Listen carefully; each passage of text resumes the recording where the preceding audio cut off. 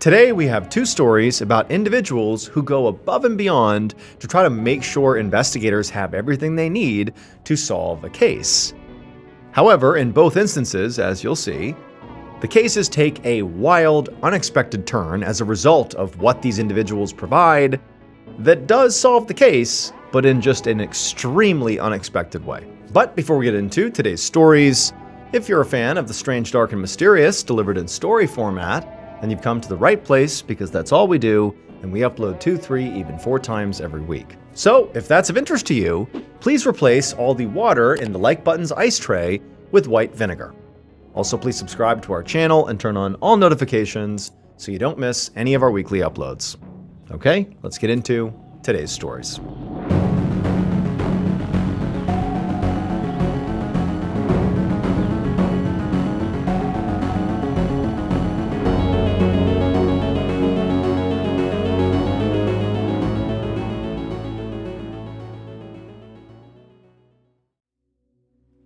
On the morning of October 20th, 1997, a 40-year-old man named Kevin Dowling rowed a small boat across a reservoir that was near his home in Spring Grove, Pennsylvania. And this reservoir was beautiful. It was quiet and peaceful out here, and the weather was perfectly cool, and the leaves on all the trees around the water were very colorful and starting to fall. And as Kevin looked around at all this incredible scenery, he knew he had chosen the exact right spot for what he needed to do. So Kevin had rented this boat to go fishing. But in reality, he was out here primarily just to have a place where he could relax and just think. So lately, Kevin's life had been incredibly stressful, and so moments of calm and peace were just very few and far between. The stress really began when, recently, Kevin had lost his full-time job. He had been an operations manager at a convenience store, and he had been fired after making just one mistake. And now he had to work the night shift at a Staples store just to support his family, and they were barely getting by. And Kevin, believe it or not, was generally speaking a very overachieving person. And so to have his life playing out the way it was, just very disappointing. And it was also just turning him into a very stressed out, angry person. And he knew that was happening. He'd been lashing out at his wife, yelling at his kids, and he had even gotten into this horrible altercation with an art gallery owner in town. And so finally, after a couple of months of just being this sort of awful person with these angry outbursts and sleepless nights as a result of all this stress, he knew he had to do something to turn things around. And so he thought this fishing trip was just what he needed. Kevin looked towards the front of the boat where there was a camera set up on a tripod. Anytime Kevin went out on these fishing expeditions, he would film himself, both to capture the moments he would catch the fish, and also because he just liked, after he'd returned from these trips, to just watch the footage all over again. It sort of brought him back to a time and place, out on the water that was just great. He liked fishing, it was peaceful, it was calm, and so he was doing that for this trip as well. Even though, right now, as he sat there, as serene as things were, he was filled with a whole lot of angst and a lot of stress and anxiety, but he figured, you know what, I'm out here, I need to put on a good performance for the camera, be the happiest version of myself I can be, so that when I return to dry land and I show this footage to my family and I refer to it myself, I don't want to see that I was so, upset while I was out here. This is supposed to be my catharsis. This is supposed to be a chance for me to decompress. So basically, he looked at the camera and sort of told himself, okay, smile and enjoy this trip. This is good for your mental health. And so Kevin rowed a bit further into the reservoir, and he came to a spot that he thought was good. He pulled in the oars, and then he reached over and turned on the camera and sort of waved and said, okay, I'm out here, about to start. And then he took a deep breath and he cast his line into the water.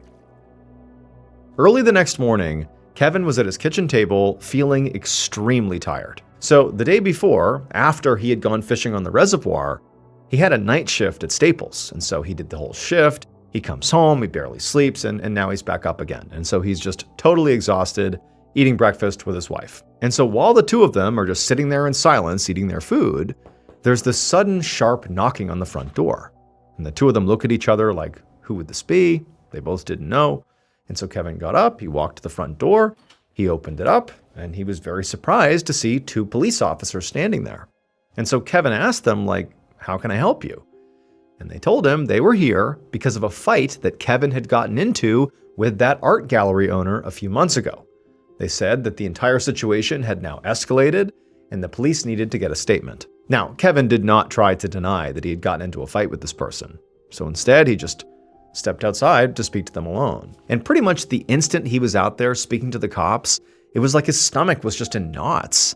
I mean, it just seemed crazy that the day before he was out on the beautiful reservoir going fishing, having this sort of nice time. I mean, his life was so stressful these days, but it's like just yesterday, he had finally found some peace. He was so eager to watch back his video of him fishing. Like that was just a nice moment in time, a rare nice moment. And now he's got more problems, more stress being piled on. Like he couldn't believe it. But Kevin knew like he needed to comply here. Like whatever they needed, he was going to try to give it to them.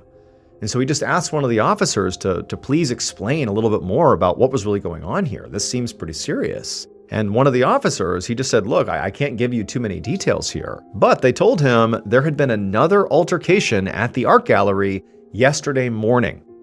And Kevin was being considered a suspect at this point because he had previously gotten into a fight with this owner. Now, for Kevin, obviously, this was not good. This was very bad. This was shocking. This is like not good news. But on the other hand, when they said this happened yesterday morning, I mean, Kevin's mind immediately went to his fishing trip. He had been fishing yesterday morning. You know, he was at this reservoir that's at least 45 minutes away from the art gallery. He had receipts from taking that boat out. He had receipts from his fish bait. He even took a video that was likely time-stamped while he was out in the water. And so Kevin tells the officers that, like, I have no idea what happened at the art gallery, but I wasn't involved. Like, whatever happened yesterday, that was not me. A few seconds later, Kevin had led the officers into his house. He had gone upstairs, grabbed his fishing bag out of his closet. He had rifled through it and grabbed all the receipts and then come back downstairs. And when he did, he saw the officers were speaking to his wife and asking her about his alibi. And she had said, yes, Kevin had been fishing. And she'd even watched a home video of his trip that he had made, because he always made videos of when he went fishing. And so at this point, the officers seemed satisfied, and they took the receipts as well as the videotape that Kevin's wife had mentioned, and they said they'd just be in touch if they had any more questions. Over the next few days, Kevin totally forgot about the police stuff. I mean, whatever happened at the art gallery, that had nothing to do with him. That was totally separate. He had given the evidence over. He hadn't heard from the police. So in his mind, like, that's over and done with. However, on the evening of October 29th, so a little more than a week after the police had first shown up at his home, Kevin had just finished making dinner and was about to sit down and eat it with his family when the doorbell rang, followed by a series of very loud knocks. And so Kevin, he got up, sort of looked at his wife. They both exchanged a look like, who is this? And then he walked over to the front, and through the window, he could see who it was. It was the police again. But this time, when he opened the door, they didn't ask politely for him to just make a statement.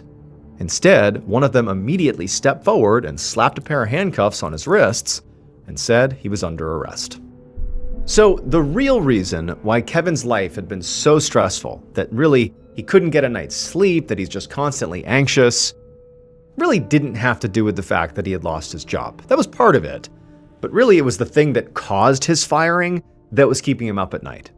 And that was actually his altercation with the art gallery owner a few months earlier. That altercation was actually really, really serious. It was not just he and this woman getting into a fight. No. Kevin robbed this woman and also assaulted her. And then he was subsequently arrested, lost his job because he was arrested, and then while he was out on bail, he's staring down this trial date that's looming for these charges he's been arrested for. And he knows there's footage of him, there's witness testimony, like he's gonna lose. He's got no job, like he's gonna look like a total pariah in the community. He's embarrassed, he's made this horrible decision, and like his life is already basically wrecked, and it's only gonna get worse if this goes to trial. And so what does he do? Kevin, the perfectionist who always sort of follows through on all the things in his life, to that point, he decides he needs to go back there to the art gallery and finish the job. He needs to get rid of this woman so there won't be a trial, so he won't be found guilty, so his life won't be ruined. And so, about a week ago, he did go back to the art gallery, he killed this woman, and then that same day, he goes out on the reservoir and pretends to be out there on this fishing trip. He films himself fishing because that's what he did always do. But really, It was just in order to create an alibi that would show he was out on the water, even though it was actually in the afternoon. He was not there in the morning. He filmed that video in the afternoon. He claimed it was in the morning. And basically, Kevin almost got away with it between the receipts for the boat and the bait and this video and his wife saying, oh yeah, he was fishing the day before. And Kevin was very innocent when he spoke to police. But what got him caught actually was the video. In the video, the position of the sun, which the officers picked up on, didn't make sense for it being the morning. It was too high in the sky. Like if it had been the morning, it just would have looked visibly different. And so they determined that Kevin's video was not shot in the morning. He could have filmed that at any point later in the day, which created a window that morning that he could have gone back to the art gallery and he could have killed that woman, which he did. Also, just to add credibility to this theory that Kevin had forged this video, or at least forged the time he had shot it, an expert was able to determine that the timestamps on the video had been tampered with, further clarifying that this was a fake. Kevin was found guilty not only of the robbery and assault charges that he was initially charged with, but also he was found guilty of first-degree murder. He was sentenced to death, and as of April 2026, he is still on death row awaiting execution.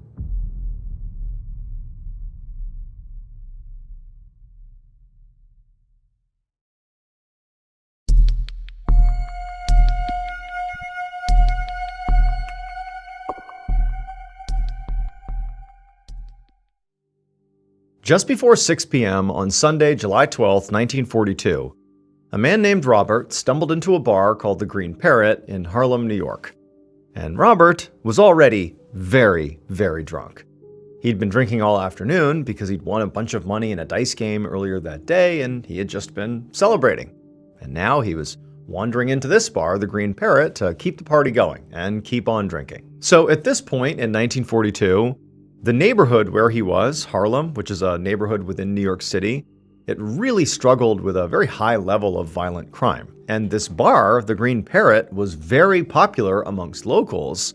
And so this bar attracted a big crowd, which often became a very rough crowd. And so because of how violent this area was, and because of all this cash that Robert had won earlier in the day, which he had on his person, Robert had decided to bring his gun with him out to the bar, like he was armed as he walked into the Green Parrot.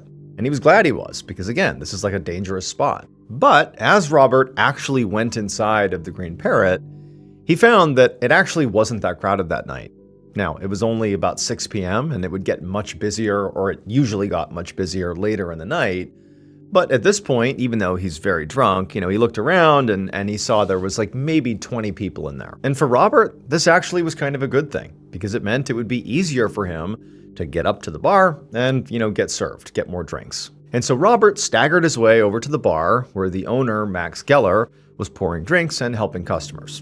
And so Robert, he gets up there and he looks around, and right away he actually recognized a number of people that were there at the bar. They were regulars. And then he saw actually there was one particular regular, this shorter guy, who he knew was really mean and nasty and just super aggressive, and he clocked him as a guy that he wanted to keep his distance from. And so Robert turned his attention to Max, the owner, and he sort of sloppily waved at him, trying to get his attention. And Max, who was still busy preparing drinks for others, he sort of looked up and stared at Robert and kind of, did sort of like a check of him to see how drunk he really was. And then Max served the other people, and then he walked over to Robert with sort of a skeptical look on his face, and he's like, "What can I do for you, Robert?" And Robert, he's like closing one eye, he's so drunk, he's like, "Yeah, I want a drink." And Max looked at him and he's like, "No, you're too drunk, I can't serve you." Now, at first, Robert was just defensive and was basically like, "Come on, like I'm in here all the time, and I've certainly been pretty drunk before and you've served me. I don't understand why this is different." But Max stuck to his word and he's like, "No, I'm not going to serve you. You're too intoxicated." And so slowly Robert became angrier and he began saying, like, "You're serving everybody else. There's guys here that are more drunk than me. Like, I don't get it. Like, you have to give me a drink." And at this point, Max, sensing just how upset Robert was, he said, "Look, now you're going to just have to leave. Like, I'm not going to serve you and you have to leave." And Robert, he went from now just being mad to being humiliated. He's being like humiliated in front of the whole bar. And it was almost like he couldn't help what he did next. It was like rage coursed through his body. And almost without thinking, Robert drew his gun, aimed, and fired, and he shot Max in the face. Now, instantly, as soon as this shot rang out, the bar is just thrust into absolute chaos. People are screaming. Like 90% of the people in there had no idea this was even happening, let alone that people are shooting each other. It was just chaos. People are screaming, they're running around.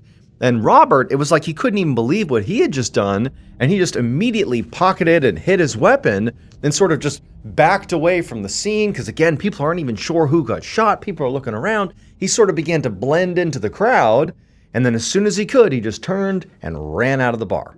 About a half an hour later, around 6:30 p.m., an investigator with the New York City District Attorney's Office named Louis Panuco hurried down the sidewalk toward the Green Parrot, which at this point was swarming with police officers. Panuco, who had just been called to the scene, really only knew that there had been a shooting at this bar and that the victim had apparently been shot in the face but was alive, and he was on his way to the hospital. Outside the bar, Panuco could see a bunch of these police officers already interviewing a whole crowd of people, who Panuco assumed were witnesses of the shooting. And there were a lot of them. So Panuco hoped that at least one of them would have something useful to say. And so Panuco just let these officers handle this initial questioning of this group. You know, if he needed to, he would speak to people later, but for now, he just headed inside the bar to see what was going on. And as soon as he stepped inside, another officer came up to Panuco to just give him a quick briefing. He said the bar's owner, Max Geller, was the one who had been shot, and he had been shot in the mouth, and that he was alive, but when he was taken off to the hospital, he was unconscious, so nobody could ask him what happened. Then this officer told Panuco that there had been a bunch of customers in the bar during the shooting, and that was the crowd outside. Those were the people that the officers were getting statements from. However, this officer told Panuco that so far, almost none of the people they were speaking with were cooperating. Pretty much everybody was just saying, "Oh, I don't know what happened," or "I didn't see who shot who." It was like they didn't want to tell the police what they actually knew. The only witness so far who had said anything of substance was this very short, very loud regular who even now, a half an hour after the shooting, was acting extremely agitated and just sort of like loud and very aggressive. It was the same regular that Robert, when he had first walked in, had noticed and thought, boy, I don't want to be around that person. This regular was just screaming that this whole thing was a robbery. That was like all he kept saying. It was a robbery. It was a robbery. But I mean, in the eyes of the officers who were around this regular, this short, angry guy, it just sort of seemed like he was traumatized by what he saw. And so he was just repeating the word robber over and over and over again, in part likely because he was drunk, in part maybe because he was traumatized, and it was like a weird response he was having. So it was just sort of heavily discounted what he was saying. They're like, okay, maybe it was a robbery, but maybe you're just kind of out of it. But the officer told Panuco that, they searched the bar, at least they did a cursory search of the bar, and it didn't seem like anything had been taken.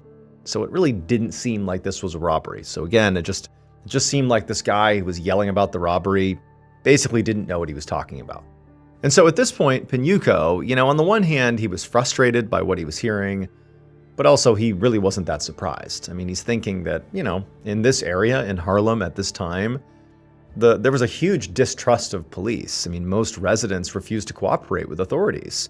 And so it was very likely that some of these people who were out here, not just the guy yelling about a robbery, but the other witnesses, it was very likely that at least one of them knew something. I mean, there wasn't that many of them in the bar at the time of the shooting, but it was just unclear if he would ever get any of that information. But Panuco knew he would obviously still have to try to get some information from these people. So after getting this brief from this officer, and after sort of walking around the inside of the bar for a second, Panuco headed back outside to try to talk to some of the witnesses himself. But pretty much immediately when he began speaking to these people, he saw that there definitely was like a front being put up. He just had this sinking feeling that this investigation was pretty much dead before it was even going to get started.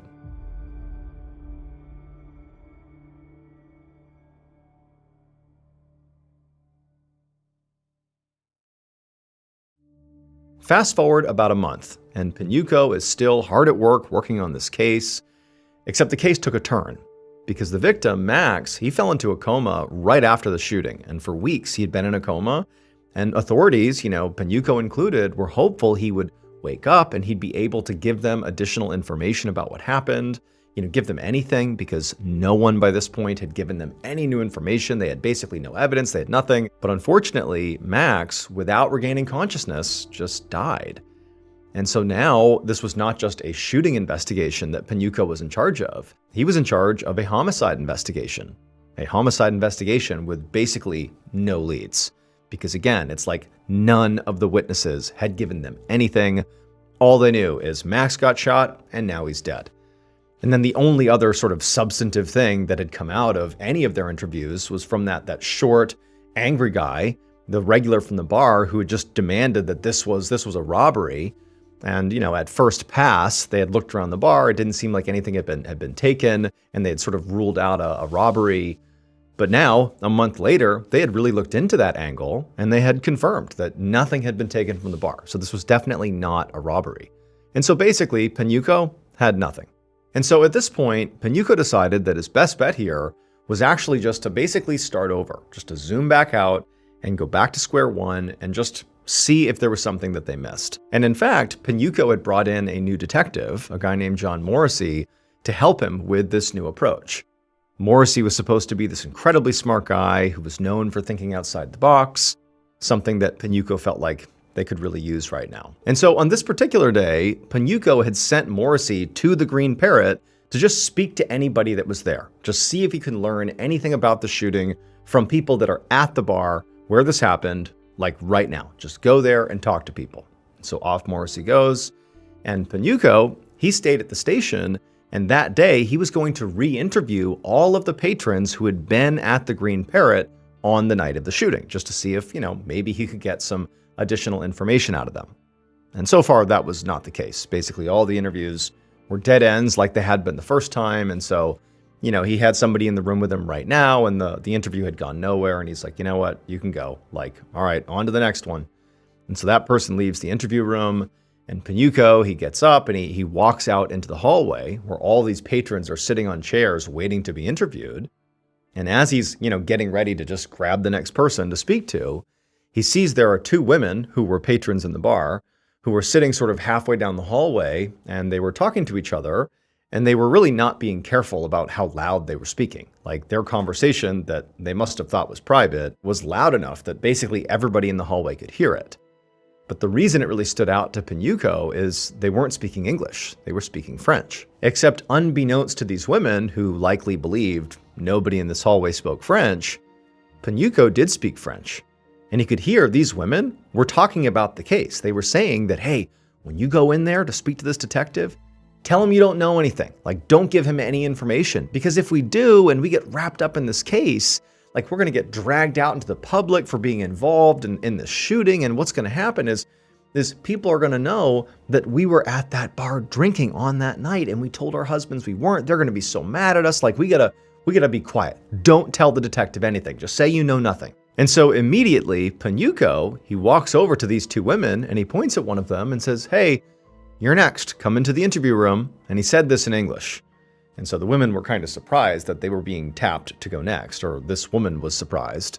And so she gets up and sort of waves to her friend and she follows Panuco into the interview room. And so as soon as they sat down, Panuco in English says to this woman, so are you really worried that your husband is going to find out you were at the Green Parrot if you cooperate with me? And the woman was clearly very surprised by this question, but she just sort of feigned like maybe she didn't fully understand because, she'd been speaking French out there. She doesn't know if Panuco knows that she does or doesn't speak English. And so she just sat there in silence and just looked back at him like she didn't really understand. And Panuco just stared back at her and then in perfect French asked the same question. Like, are you worried, again in French, that your husband is going to find out you were at the Green Parrot if you cooperate? And at this point, the woman knew like the jig was up. Clearly this detective overheard the conversation they had in the hall. That's why he's pulled me in here. I'm caught red-handed. And the woman just began to break down and cry. And then after a few moments, without Panuco even needing to push her to do this, she just started telling the whole story. She explained that her and her friend out in the hallway had been at the Green Parrot on the night of the shooting, and they actually did see who shot Max. She said it was this guy who was wearing a black and white checkered suit. He had gone up to the bar, And then some sort of altercation happened, and he pulled out a gun and he shot Max, and then he quickly ran out of the bar. Now, she told Panuco that she didn't know this guy's name, but she definitely recognized him. She said that, she had been to the Green Parrot before the night of the shooting, and she had seen this guy, and she thinks that he's just like a regular at this bar. Like, she would definitely recognize him again if she saw him. And so Panuco at this point, he could barely contain his excitement. This was really like the first meaningful lead in the whole case. You have a suspect who apparently is a regular at the bar where the shooting took place, and he dresses in a really distinct way. He wears, flashy clothing. Like, this is a great lead. And so Panuco, he's thrilled. He thanks this woman. He goes out and he grabs the other woman and he brings her in for questioning. And she would echo the same story as the first woman, that yes, they had been there. They had seen this guy. He was a regular, they thought, and he wore these flashy clothes. And so after this, Panuco is like, I got to tell Detective Morrissey. I got to fill him in on what I've just learned. This totally changes the case. And so he ran over to Morrissey's office to see if he was back yet from the Green Parrot. But when he went in there, he saw that he wasn't. And so Panuco, he's like, all right, I'll go back to my office and I'll start making a plan for what we're going to do next until Morrissey gets back, and then I'll brief him up then.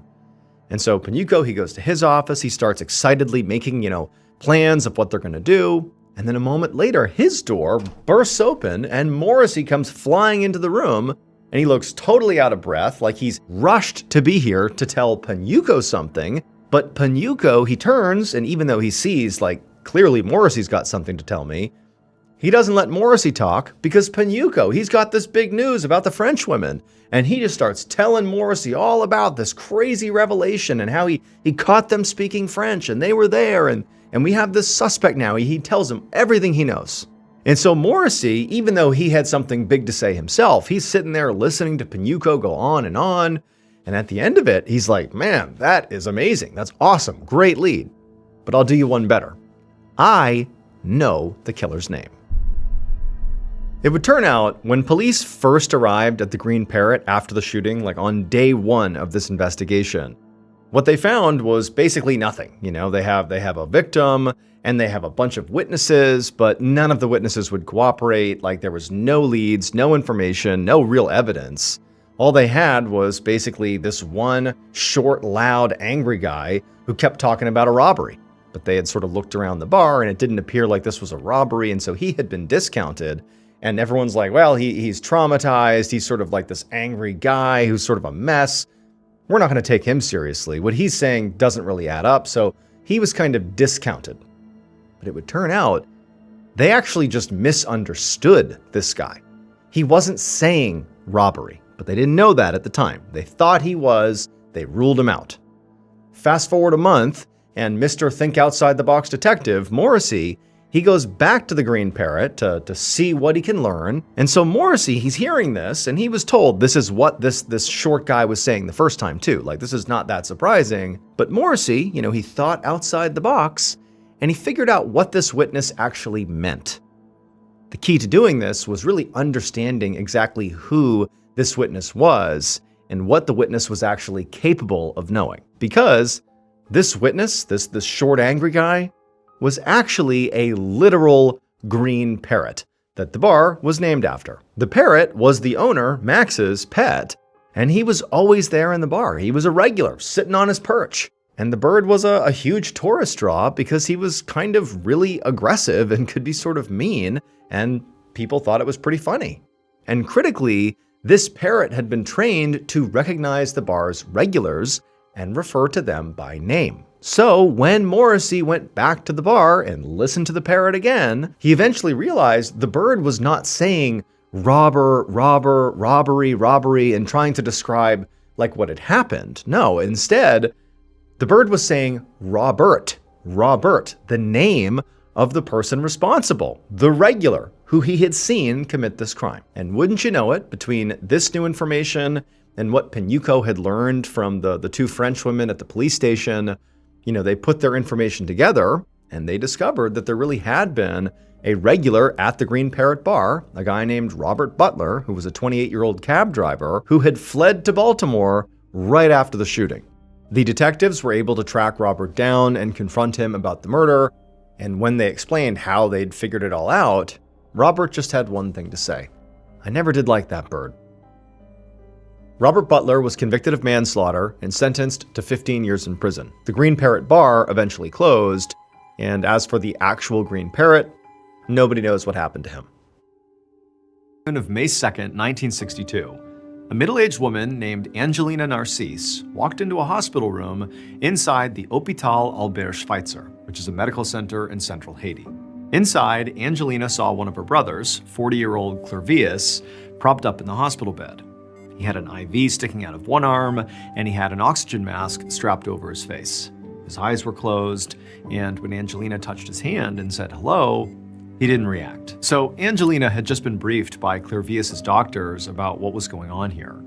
She knew that 2 days earlier, her brother had come to the hospital coughing up blood and also running a dangerously high fever. Doctors had managed to get his fever down, but they determined that his blood pressure was really high and he also had fluid accumulating in his lungs. But they didn't know why any of that was happening or how to control it or stop it.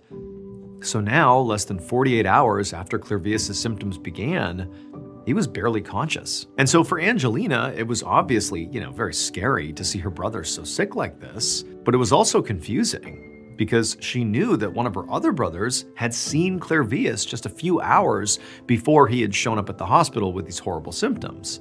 And Clervius, at the time, had seemed completely fine. So really, this illness seemed to have come out of nowhere. But as Angelina looked around the hospital room, she also found herself feeling pretty annoyed because she had 4 other siblings, 2 more brothers and 2 sisters, and none of them were here. Now, Angelina knew she shouldn't be surprised.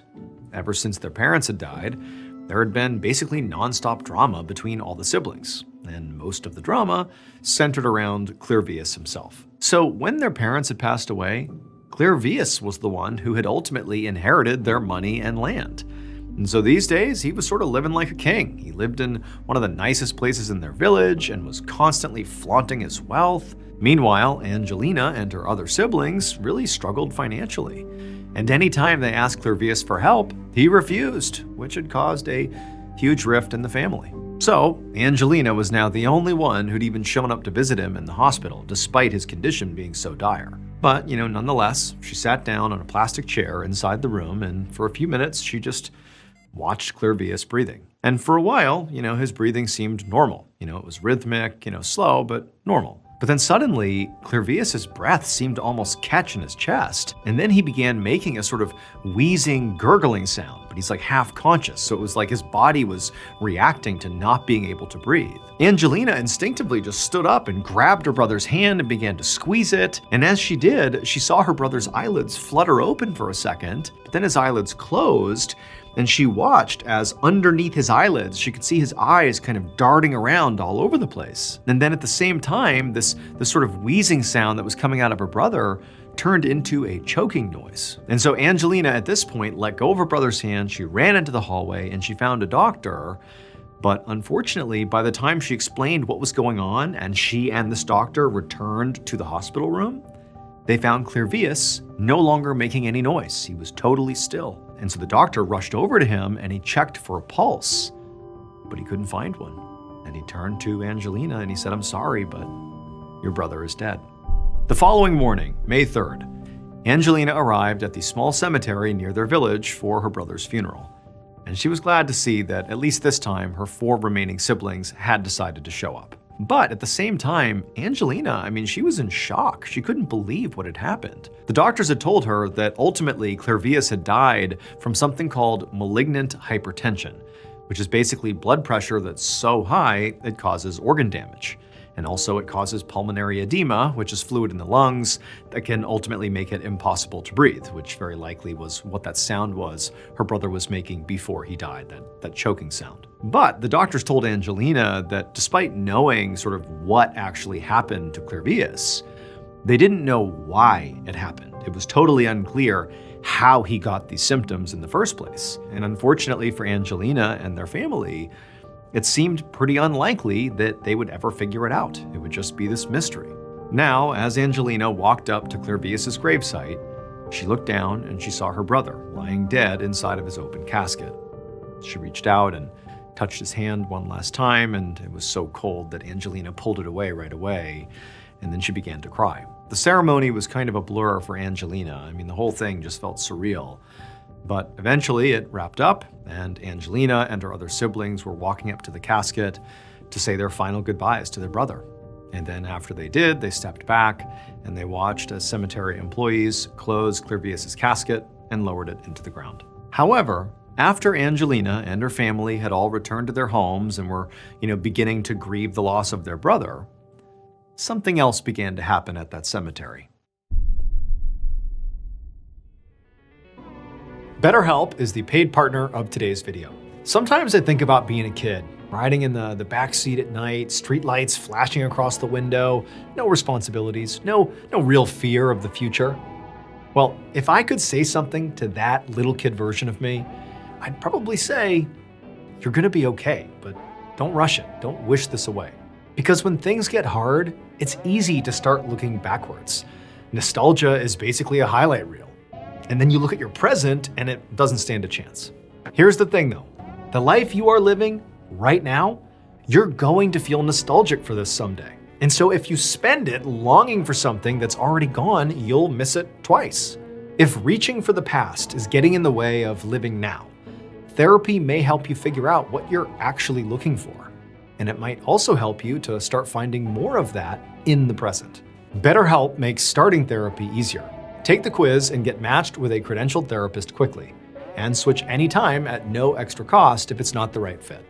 Click the link in the description or go to betterhelp.com/Mr. Ballen and get 10% off your first month of therapy.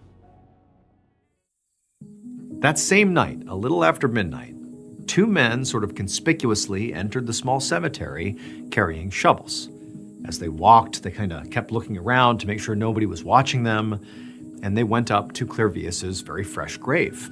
And with their shovels, they dug and dug until finally they revealed his casket, and they pulled his casket out of the ground, they pried the nails off the top, they flipped it open, and there was Clervius's body.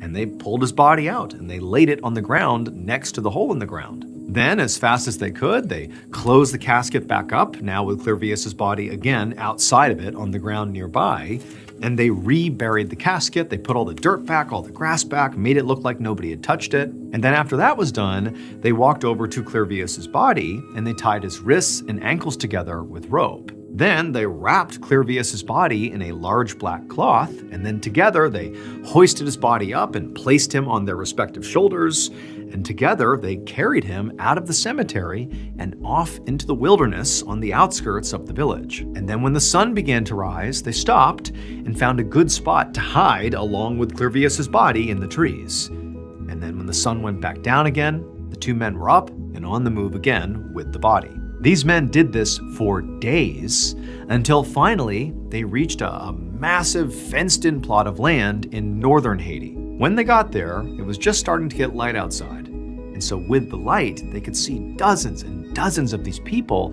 moving through this vast field in front of them. And all these people were moving in a sort of jerky, unnatural way. And all of them were holding machetes. But these two men who had lugged Clervius's body here were not afraid.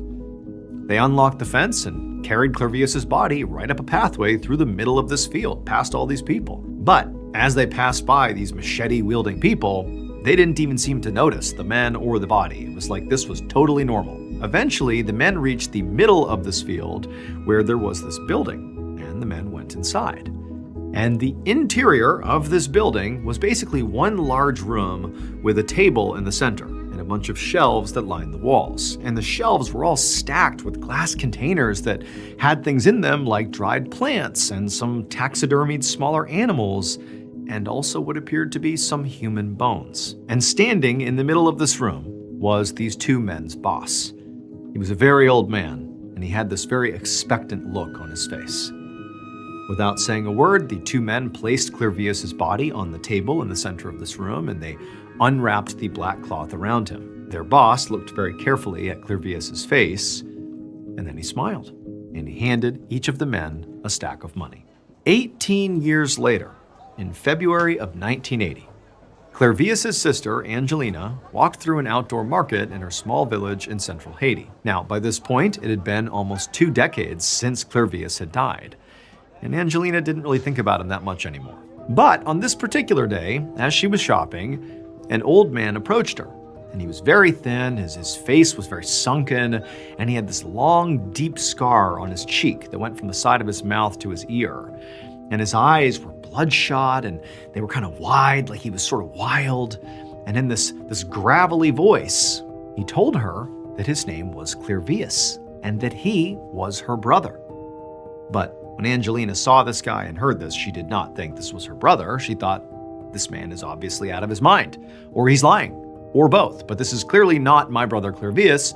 He's dead. And on top of that, in addition to all the discrepancies that she's immediately clocking, this man did not remotely look like her brother did. He looked completely different. In particular, there was this big scar on his face that she certainly didn't remember on Clervius' face. So Angelina told this man that, no, you are not my brother and you need to leave me alone. But the man, when he heard this, he sort of freaked out and he grabbed Angelina's shoulders and started violently shaking her, insisting that no, he really was Clervius. Angelina screamed, and the next thing she knew, she was surrounded by a crowd of very confused but worried onlookers.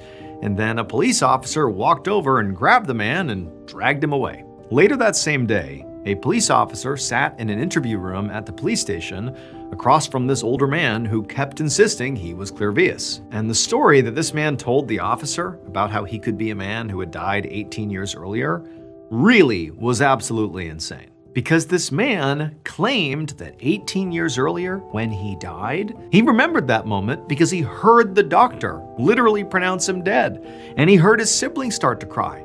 And then he remembered the cold when the hospital staff moved him to the refrigerated morgue.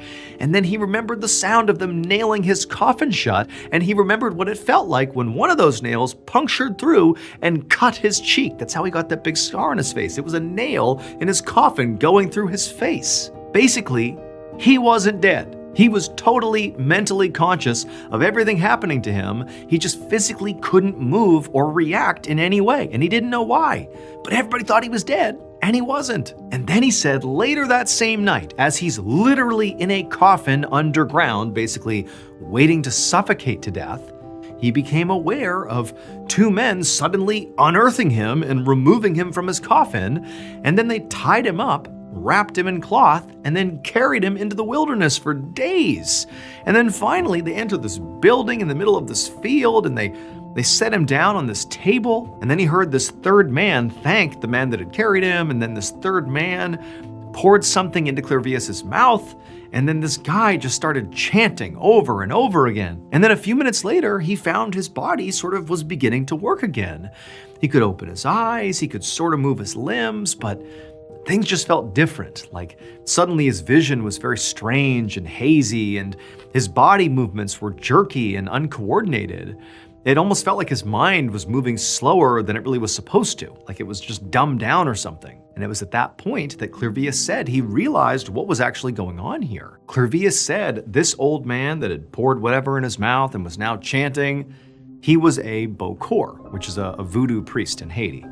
And Clervius said the Bokor had used a potion to turn Clervius into a zombie. Clervius told the police officer that he'd been absolutely terrified and he wanted to fight back, but his body felt like jello and he could barely form a coherent thought, so there was no way he could actually do anything. He said the Bokor, shortly after this, untied him, made him stand up, and then marched him outside of this building. And he said everything looked so blurry outside, but he could tell, despite his vision, that he was in the middle of a huge sugarcane field. And he saw at least a dozen other people moving in the same sort of awkward, jerky way that he knew he was, harvesting the sugarcane with machetes. The Bokor at this point handed Clervius a machete and told him to get out there and join them and get to work. Now, something deep in Clervius' mind told him to use the machete to attack the Bokor so he could escape, but he said he didn't. Instead, he just walked out into the field and did start working. And he kept working day in and day out in this bizarre zombie-like state for 2 full years. Then one day, another one of these zombies finally did attack and kill the Bokor. and suddenly all the zombies were free. But the man saying he was Clervius did not go straight home. He couldn't, because he knew this Bokor had not randomly targeted him. He had been hired, the Bokor had been hired to turn Clervius into a zombie. And in the mind of this man who claimed to be Clervius, there was only one person who would have hired this Bokor to do that. And that person was still alive back home in his village. And so if he returned, they would very likely just kill him. So this man told the police officer that he had gone on to spend 16 years just wandering around northern Haiti, working random odd jobs, just kind of barely surviving. But he said he did keep up with news from his village. And when he saw that the person who he believed had ultimately hired the Bokor to do this to him, when he saw that person had died, he said he felt safe enough to finally go back home. Now, after hearing the story, the police officer did not immediately think, boy, this is legitimate, this must have happened. Instead, he thought this sounded completely insane. But just in case, he went to Clervius' siblings and he asked them to give him a list of questions that only the real Clervius could answer, like super specific information from their childhood and things like that. And when the officer came back with this list and began asking this man the questions, the man claiming to be Clervius answered all of them correctly. This really was Clervius. The news of Clervius' return from the dead quickly spread all across the globe. But for the most part, when people outside of Haiti read or heard about it, they assumed the story was just folklore or some kind of hoax. But in 1982, so 20 years after Clervius supposedly died, and 2 years after he supposedly came back to life, a Harvard University researcher named Wade Davis actually traveled to Haiti to investigate the story. And what he found was that Clervius was definitely telling the truth. Here's what many scientists and Clervius' family believe really happened to him on the morning of April 30th, 1962, when he first got really sick. So that morning, he did wake up feeling perfectly fine. He was completely healthy, just like his sister Angelina had thought. But according to Clervius himself, that same afternoon, one of his brothers came over and said he just wanted to put the whole family drama, about the inheritance behind them, and then he gave Clervius a hug. But what Clervius did not know at the time was that during this hug, his brother intentionally rubbed a fine powder onto his skin. Now, this powder did make Clervius incredibly sick, but it was not designed to kill him.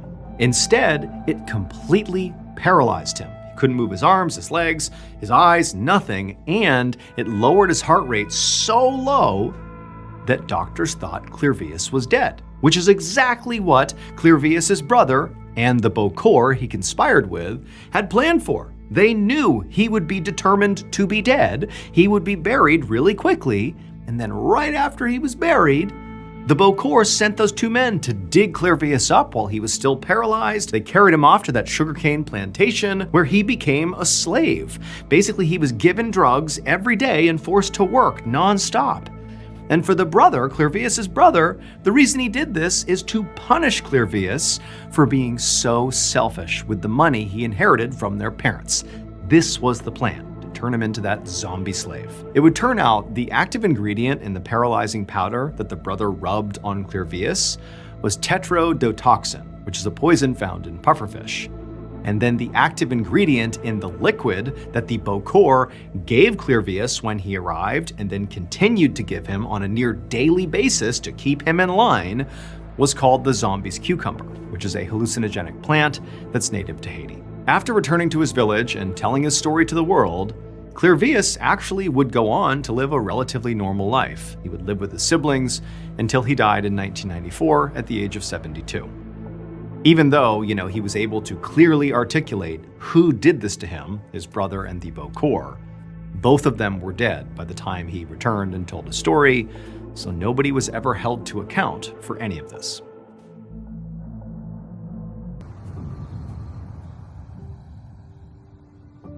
On the evening of November 27, 2009, Michael Miller, or Big Mike as pretty much everyone knew him, was stomping around his property in Webster Plantation, Maine, studying his double-wide trailer and thinking through the new addition he was planning. Like his nickname suggested, 47-year-old Big Mike was a huge man and he had a big bushy beard, and he looked right at home in this desolate rural setting. The trailer stood at the center of a snowy clearing along the edge of dark woods. There were no other buildings in sight, since Big Mike's closest neighbor lived almost 20 miles away. His hometown of Webster Plantation wasn't really a town at all. It had a population of 85 people, a one-room town hall, 2 roads, and no streetlights. There had never really been much to do there, aside from, creek fishing and taking in the nature, and for a lot of people, working at the local lumber mill. Big Mike had been a seasonal employee there for 29 years, but just 1 week ago, he'd been laid off. The loss of his job had stung, but he wasn't too worried. He and his wife Val lived frugally, and so they had enough cash stowed away to get by until he found another job. Big Mike was just about to head back inside when he heard a vehicle approaching. He turned to see a pair of headlights sweep through the trees. Then a familiar white Ford Explorer came into view and pulled up to his mobile home. It was his 2 sons, 27-year-old Mike Jr. and 26-year-old Matt. Mike Jr., the oldest son, was like a smaller, clean-shaven version of Big Mike. But Matt was a lot different. He was skinny and pale, with a buzz cut and tattoos along his neck. Matt also had heavy shadows under his eyes, like he hadn't been sleeping well. Big Mike had not expected to see his kids tonight, but was happy for the visit. So he walked up and gave them each a big hug and invited them inside. Then he called out to Val that the boys had stopped by for a visit, and within seconds, his wife appeared from the kitchen with a tin of her famous coffee cakes in hand.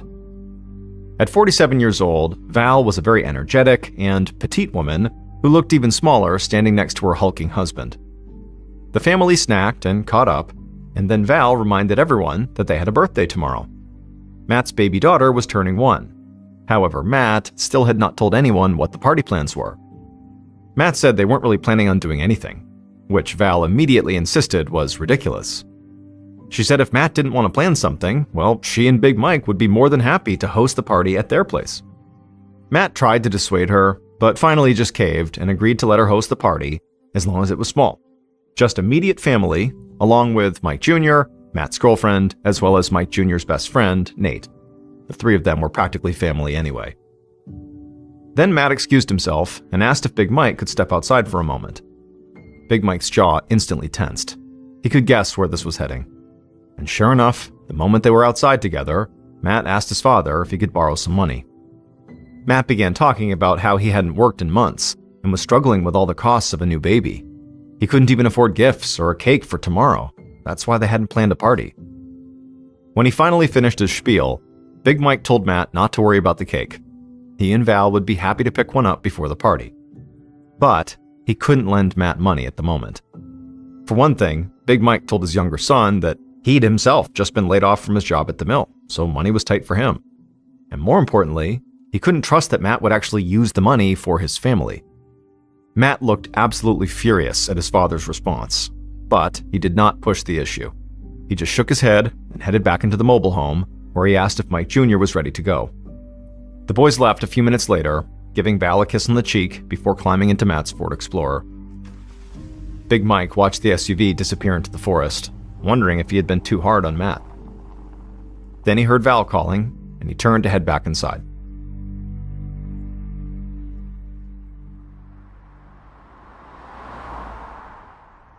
Around 12:40 p.m. the next day, so Saturday, November 28th, another car pulled up outside of Big Mike and Val's mobile home. The driver climbed out, grabbed a red plastic gas can from the back seat, and started trudging through the snow toward the trailer. The driver's name was Alan Richardson, and he was a neighbor and friend of Big Mike and Val's. Alan had borrowed the gas can from Big Mike a few days earlier, and he was here now to return it. However, when he reached the trailer and knocked on the door, no one responded. Alan tried the door handle and found it was locked. Now, normally, Alan would have assumed that the Millers had just left to run an errand, but he looked and saw both of their vehicles were parked nearby. So he tried knocking again, and when he got no response again, he moved to the nearest window and peered inside. Tilting his head, he was able to make out what appeared to be homemade birthday decorations taped to one wall. There were also paper plates and a few liters of soda sitting out on the counter. It looked like Big Mike and Val were getting ready for a party. But just then, he noticed something disturbing on the kitchen floor. It took him a moment to realize what he was even looking at, but once he did, he nearly fell over backward. Because Big Mike and Val were both sprawled on the floor beside each other, not moving. Once Alan got over the initial shock, he rapped on the glass and called out to them, but they didn't move at all. Alan's hands shook as he pulled out his phone and punched in 911. The moment the dispatcher picked up, Alan told them he'd just discovered the Millers unconscious in their trailer with the door locked. He asked if he should break in and try to help them, but the dispatcher told him that could be dangerous. Whatever caused the Millers to collapse could still be in there, whether it was an electrical problem or a carbon monoxide leak or something else. And so the dispatcher instructed Alan to simply wait until the authorities arrived, which unfortunately would take a while since the nearest police station was over 30 miles away.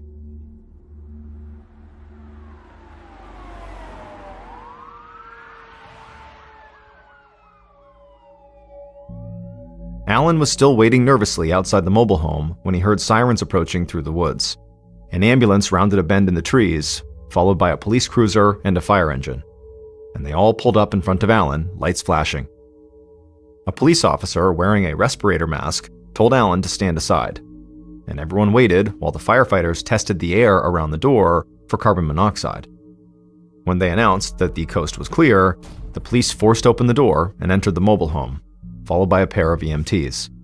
And what they found, there in the kitchen, was Big Mike lying flat on his back, staring up at the ceiling, with his legs folded awkwardly beneath him. His wife Val was slumped by his side, with her head resting on his chest. Their skin was waxy and pale, they weren't breathing, and there was a small amount of blood on the floor around them. The EMTs checked for a pulse to be certain, but it was obvious the Millers were dead. And as soon as the EMTs looked more closely, it became clear what killed the Millers, and it was not carbon monoxide. They noticed a small hole in Val's right temple, and a similar one at the base of Big Mike's skull. The Millers had been shot. Meanwhile, Alan continued to wait outside, watching the activity from a distance and calling everyone he knew to tell them about his awful discovery. At the same time, local police and medical personnel continued to arrive one by one until an entire fleet of law enforcement vehicles filled the clearing. Finally, about a half an hour after the EMTs first entered the mobile home, lead investigators Daryl Peary and Brian Strout of the Maine State Police arrived. The detectives stepped out of their car, quickly introduced themselves to Alan, and then said they had a few questions for him. They wanted to know how Alan knew the Millers and why he was visiting that morning. He told them about borrowing the gas can and said that Big Mike and Val were some of his favorite neighbors, as good-natured and helpful as you could find. He also mentioned that he'd been surprised to find the door locked when he arrived. People around here typically left their doors unlocked. The detectives collected Alan's contact information and then told him he could leave. After that, they headed inside. Detective Peary's first thought upon entering the mobile home was just how neat everything was. When he got the call for 2 potential deaths at a trailer in the woods, he'd sort of half expected the place to be a cluttered mess, possibly even a drug den or meth lab. Instead, he found a tidy living room full of family photos and birthday decorations. This was a well-cared-for home. A very crowded home at the moment, since police officers were still busy photographing everything in sight. The detectives slipped through the crowd and made their way to the kitchen, where they found the medical examiner crouching over the Millers. Detective Strout leaned down close to examine the bullet hole in Val's right temple. As he did, Peary commented that there wasn't a lot of blood in the kitchen for a pair of gunshot wounds, and the medical examiner agreed, explaining that the murder weapon had to be a small, underpowered handgun like a .22. The detectives perked up when they heard this, because they knew such a small gun like a .22 would most likely be used at very close range, and if Big Mike was shot up close from behind, it suggested one of two things. Either he had been held at gunpoint and executed, or he knew his killer and trusted them well enough to invite them into his kitchen and then turn his back on them. Just as they were figuring out which was more likely, a police officer hurried over and said they'd just found something the detectives would want to see. Strout and Peary followed this officer to a small room that was full of shelves. They were stocked floor to ceiling with used electronics, stacks of DVDs, tools, and a small arsenal of firearms. Strout and Peary began walking through the room, pulling out random bins to check on the contents. They couldn't imagine what all this merchandise was doing here. But before they could figure it out, there was a commotion outside. The detectives went back to the living room and looked out the window at a young man in his late 20s flailing his arms in frustration while a sheriff's deputy blocked him from entering the front door.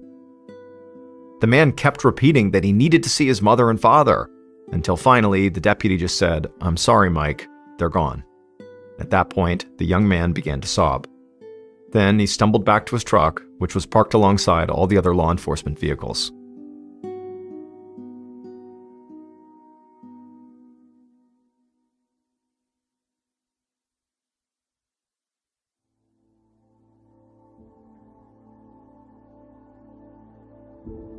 By the time the detectives reached the man, he was sitting in the driver's seat with the door open, repeatedly trying to call someone on his cell phone.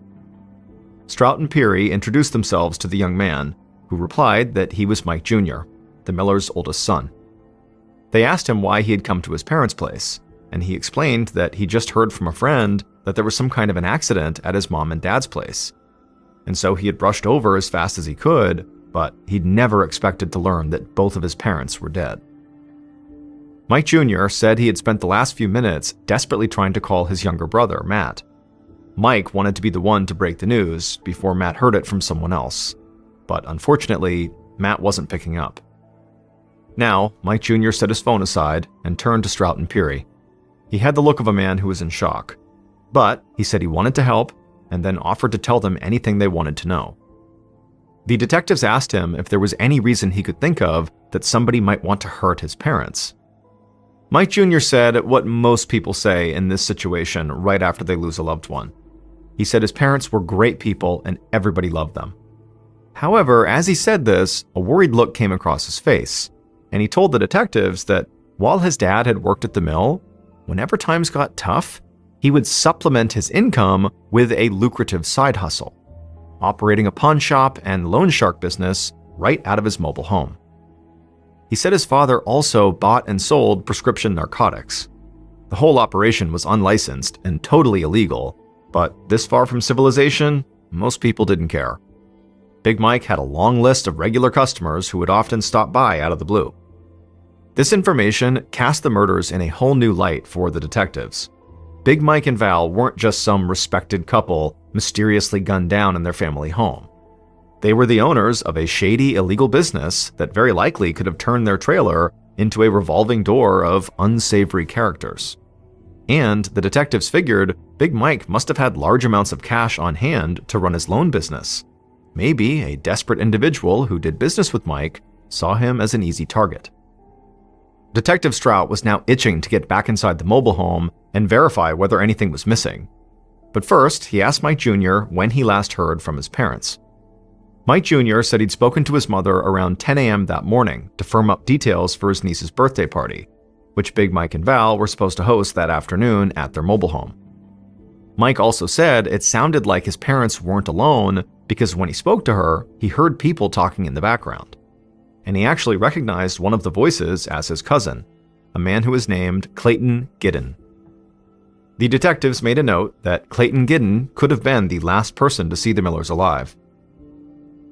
After they wrapped up with Mike Jr., Detective Strout called the state police headquarters to try to get background information on Clayton. At the same time, Peary went back inside the trailer. He wanted to get a second look at the storage room where Big Mike had been running his business. And when he got back there and looked around at the cluttered space, it was impossible to say for sure whether anything had been taken. That is, until Peary found an orderly stack of ledgers on a shelf. Flipping through these pages, it quickly became clear that Big Mike had kept meticulous records. Everything he'd bought or sold and every dime he lent was marked and dated. And from the information on these records, Peary could see that a safe where Mike stored jewelry and other high-value items was clearly missing. He also couldn't find one ledger book from the set, which looked like it was the one that was used to track Big Mike's loans. And so Peary was thinking more than ever that robbery had to be the motive for the murders when his partner, Detective Strout, came in to join him. Strout said he had just spoken to the office, who had given him an address for Clayton Giddon, Mike Jr.'s cousin. He was located in the nearby tiny town of Springfield. Strout told his partner that Clayton was apparently an avid hunter, which meant he very likely owned a lot of guns. Now, both detectives were even more eager to talk to him.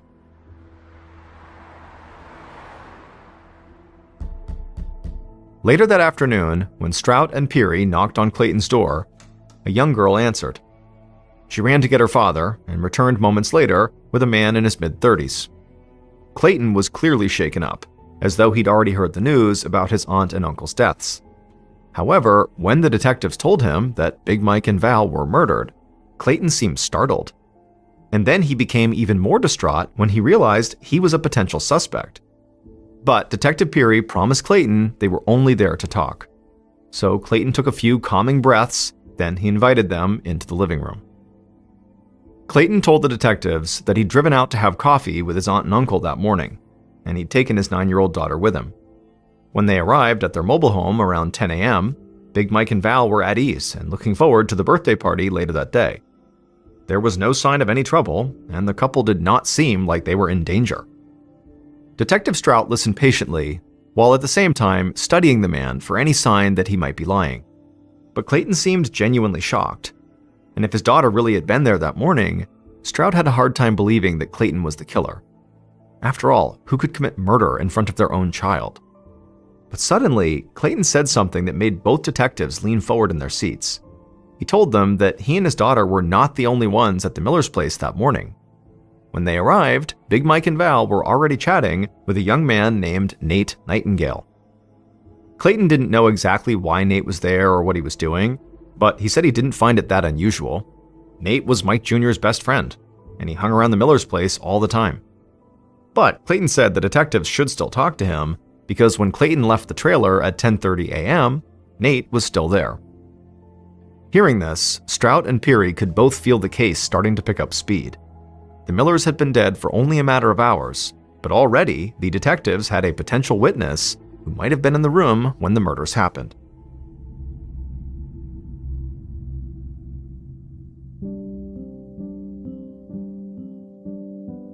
When the detectives met at the state police office the following day, November 29th, they found new information waiting for them. The autopsy results had come in, and they confirmed that Big Mike and Val were killed with a .22 caliber pistol. This cemented the detectives' suspicions that they'd both been shot at close range, likely right there in their kitchen. The office had also pulled Big Mike's phone records, showing that he'd called a friend at 10:40 a.m. The detectives would contact this friend, and they would confirm that yep, Big Mike had called them, and during their conversation, nothing had seemed off. That left a narrow 2-hour window when Big Mike and Val could have been shot. Big Mike was very much alive at 10:40 a.m., but the couple was dead by 12:44 p.m. when Alan Richardson, the neighbor, had called 911. So Strout and Peary got to work tracking down Nate Nightingale, perhaps the last known person to see the victims alive. But they were also eager to speak with Matt Miller, the younger son of Big Mike and Val, who still was not answering his phone. And as they would find out, Nate Nightingale and Matt lived right near each other. So the detectives set out to pay them each a visit. Matt's apartment was closer to the station, so Strout and Peary headed there first. And from the moment Matt answered the door, the detectives could sense that something was just off. The 26-year-old had shadows under his eyes like he hadn't slept in days. But it was actually Matt's behavior, not his appearance, that really got their attention. Matt was not acting like someone who just lost his parents. He didn't show signs of grief or even press the detectives for any details on the progress of the case. Instead, he seemed nervous and evasive, almost like he just wanted Strout and Peary to leave as soon as possible. And the detectives responded to this behavior by actually pressing him on his whereabouts the previous day. He told them he had just been driving around Lincoln with his girlfriend Tanya and their infant daughter, picking up last-minute items for the birthday party that afternoon. Matt's alibi was short on details, and the way Matt refused to meet their eyes as he spoke made the detectives even more suspicious. And also, Tanya was out running errands with the baby, so she couldn't even confirm Matt's story. Strout felt sure that Matt must be hiding something. So he tried asking about his relationship with Big Mike and Val. Was he on good terms with his parents? Matt brushed the question off, saying of course he was on fine terms with them. They were his parents. And then after that, no matter what the detectives asked, Matt gave similarly curt responses. It eventually became clear the detectives were not going to get much more from him today. So they got a cell phone number for Matt's girlfriend, Tanya, and told him they'd follow up soon. And then they left to go talk to the next person on their list, Nate Nightingale. After their interview with Matt, speaking to Nate was like a breath of fresh air. From the moment Nate answered the door, he was polite and eager to help. Nate was clearly upset and told the detectives that he'd been close to the Millers for years. He had been best friends with Mike Jr. since high school, and he considered the Millers' trailer like his second home. Detective Peary asked Nate what he had been doing at the Millers' trailer on the morning of their murders. Nate said that he dropped by to catch up and also to take out a small loan from Big Mike. They'd just wrapped up business when Big Mike's nephew, Clayton Giddon, had arrived with his daughter. Nate said that Clayton left at 10:30, and then Big Mike took a phone call shortly after that. And then after Mike got off the phone, Nate said his goodbyes. To this point, Nate's story about what happened that morning matched all the details the detectives already knew from speaking to Clayton and also looking over Big Mike's phone records. But then, Nate revealed something they had not expected. Nate said that as he was leaving, a woman arrived at the Millers' trailer. He said he'd never seen her before, but she looked like she was in her 50s, maybe around 5'4" tall, with a slender build and glasses and bangs. He said she had called out, "Hi, Val," as she entered the mobile home, and she greeted Nate as he was leaving. His best guess was that she was a customer, but she could have just been a friend. At that point, Nate said he drove off to meet up with his girlfriend, so he didn't know how long that woman had stayed at the trailer. The detectives got the feeling like things were speeding up again. They now had someone who was at the trailer during the 2-hour window when the shooting occurred. The detectives knew they had to speak to this woman, but they had to find her first. Strout and Peary told Nate that a department sketch artist would be in touch very soon to put together a sketch of this mysterious woman. And sure enough, by the time the two detectives were back at the office, they found that the artist and Nate had already linked up and the sketch was complete. Looking at the sketch, the detectives thought this woman looked like she could be anyone. But there weren't a lot of people in this part of Maine to begin with, so if this woman was a local, there was a decent chance somebody would recognize her.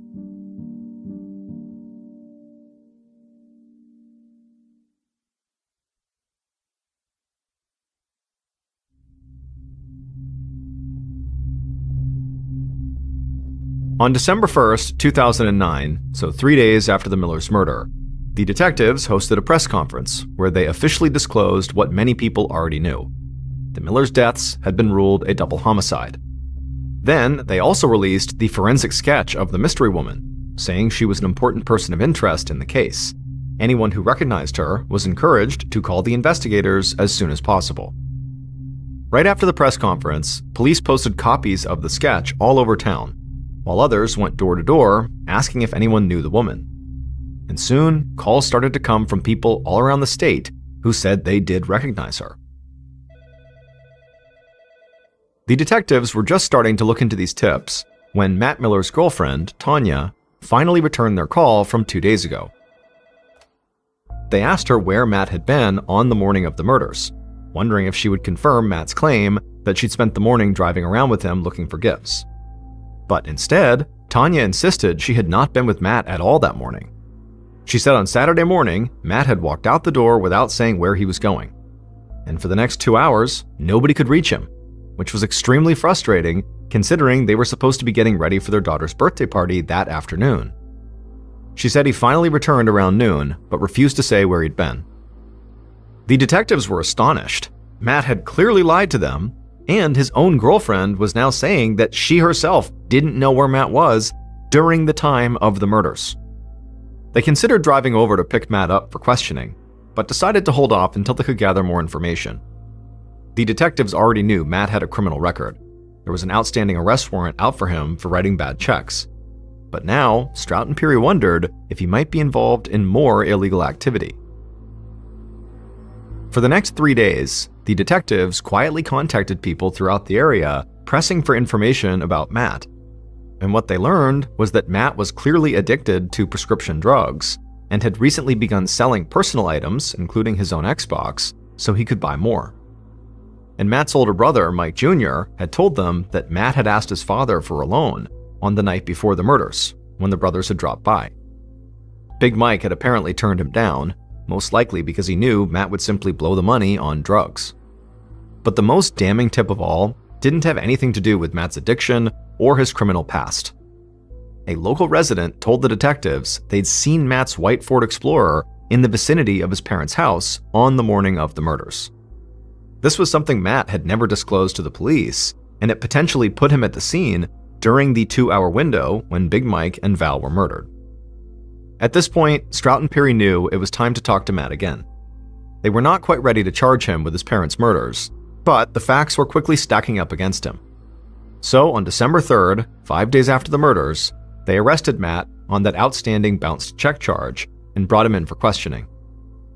Once they put him in a room, they pushed him hard, telling him they knew he killed his parents. And Matt just denied everything, while at the same time becoming increasingly emotional.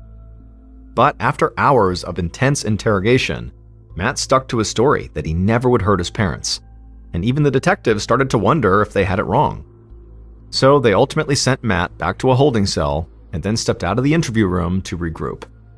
And that's when they got a tip that reassured them they were on the right track. A local man called to say that on the evening before Big Mike and Val were killed, Matt had called him up looking to buy a gun.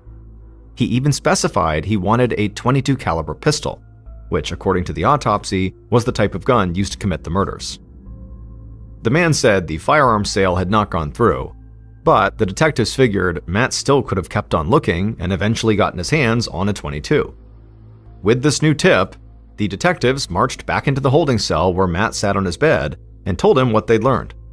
Matt immediately insisted that the tip was false, saying he never tried to buy a gun that night. But the stress of the interrogation was clearly wearing on him, and finally he broke down and confessed. Not to murdering his parents, but to lying about his alibi. He said that on the morning of the murders, he was meeting with a drug dealer not far from his parents' place. He bought some pills and then went into the woods to take them. He later lied about it because he didn't want to incriminate himself and because he was ashamed that he was off getting high while he was supposed to be getting ready for his daughter's first birthday party. Strout and Peary were skeptical of Matt's tearful confession, especially after all the lies, but they agreed to check out his new alibi and see if there was any truth to it. The detectives began by pulling security camera footage from businesses along the route Matt said he took. It was a very tedious process that took 2 full days, as the detectives scrubbed hours of footage looking for Matt's white Ford Explorer. Strout's eyes were starting to glaze over when Peary suddenly grabbed his shoulder and pointed at the screen.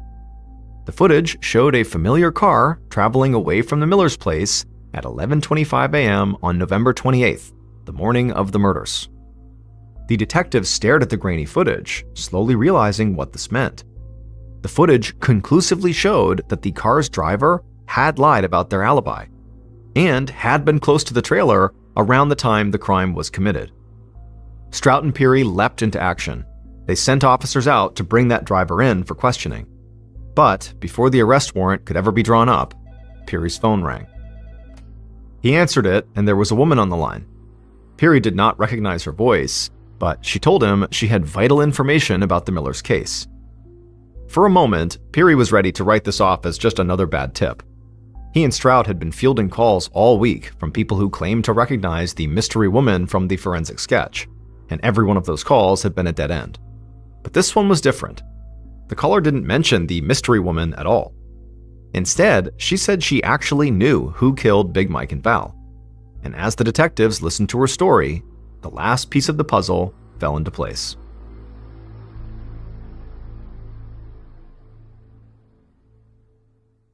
Based on the evidence collected at the crime scene, security camera footage, and interviews conducted throughout the investigation, the following is a reconstruction of what police believe happened to Michael and Valerie Miller on the morning of November 28, 2009.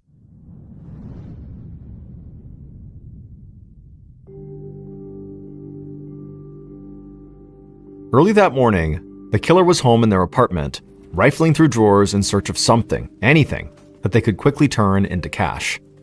They'd already pawned or sold their video game console, DVD player, and sound system, along with pretty much everything else of value.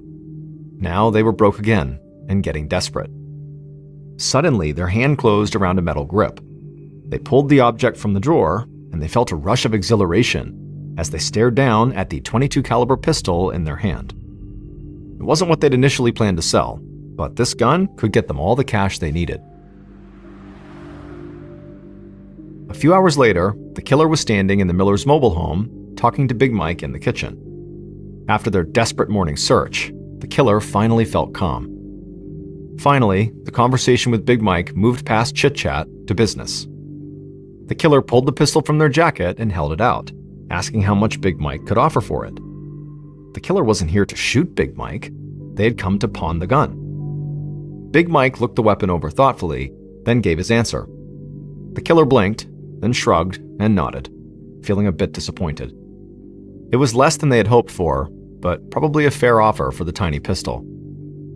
Big Mike handed the gun back over and said he would need to grab his business ledger from the storage room, and then he turned, but before Mike took a single step, the killer's finger brushed against the trigger. The hammer was still cocked from Big Mike's examination, and the gun went off. The killer jumped from surprise as Big Mike collapsed, his enormous body slumping to the floor of the kitchen. Val screamed and rushed into the room, instantly dropping to her husband's side. In an instant, the killer realized what they'd just done. They had shot Big Mike in the head. Maybe Val would believe this was an accident. Maybe she wouldn't. But right now, all the killer wanted was for her screaming to stop. Without really understanding why, the killer raised the gun and fired, this time on purpose. Val's scream was cut short as a bullet hit her in the head, and she collapsed onto her husband. The killer just stared down at the crumpled bodies, horrified by what they'd just done. The situation felt so unreal, but as the seconds ticked by and Big Mike and Val didn't move, the killer knew they were dead. Then, the killer realized that if they didn't want to spend the rest of their life in prison, they would need to get out of the mobile home right now. And they were about to flee when a thought suddenly struck them. They came here for money, and Big Mike would not be needing money anymore. Besides, it might be good for the killer if the police thought the shooting was part of a robbery. So, the killer ran for the storage room. They threw the door open and stood there for a moment, taking stock of the guns and electronics. The killer knew they couldn't carry very much, so they decided to take the safe. Before leaving, the killer stopped to consider Big Mike's business ledgers. They knew these books would include the sizable loans the killer had taken out from him in the past. And this made the killer nervous. So the killer quickly flipped through the pages of the ledger books until they found one containing their own name. They tucked that ledger under their arm, picked up the small but heavy safe, and left the storage room. They avoided looking at the bodies on the kitchen floor as they shuffled past, and they just continued to drag the safe out of the mobile home back to their car. Before leaving, they doubled back to lock the trailer's door. With any luck, that would delay the bodies from being discovered, and hopefully buy the killer a bit more time.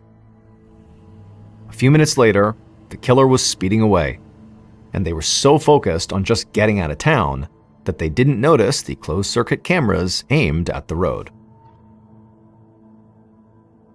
When Detective Strout and Detective Peary reviewed the camera footage 2 weeks later, they didn't see the white Ford Explorer they were looking for, because Matt Miller was not the killer. It was Nate Nightingale, the best friend of Mike Jr., who the Millers had treated almost like a third son.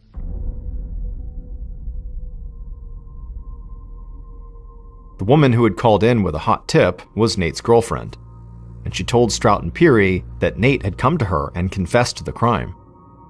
Nate was arrested on December 12th, and shortly after that, he would admit to everything. He said he really had gone to the Miller's place intending to pawn the gun. He needed the money so he could go Christmas shopping with his girlfriend.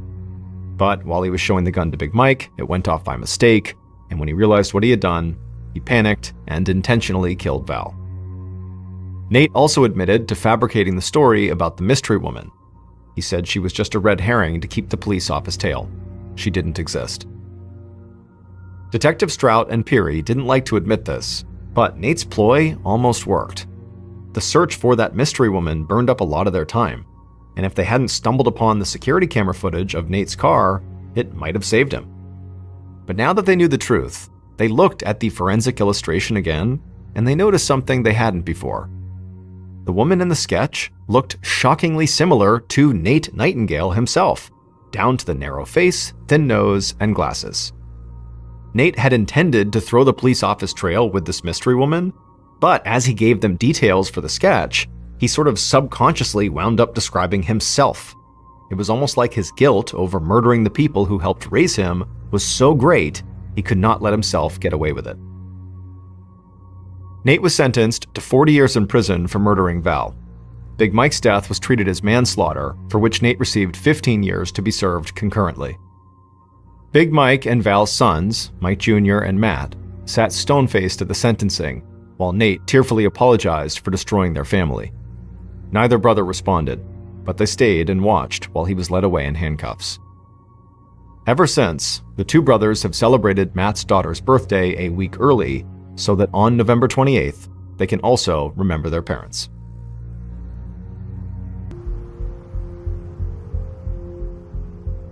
On the evening of January 3rd, 1991, a 40-year-old mountain climber named Zhi Song felt the wind and snow whipping against his face as he stared up at a mountain peak jutting through the clouds high above him. Zhi was standing more than two-thirds of the way up a mountain called Kawa, which is the highest mountain in the Ballen snow mountain range in southwest China. Kawa stands at an elevation of about 22,000 feet, which is more than 4 miles, and nobody in recorded history had ever reached its peak.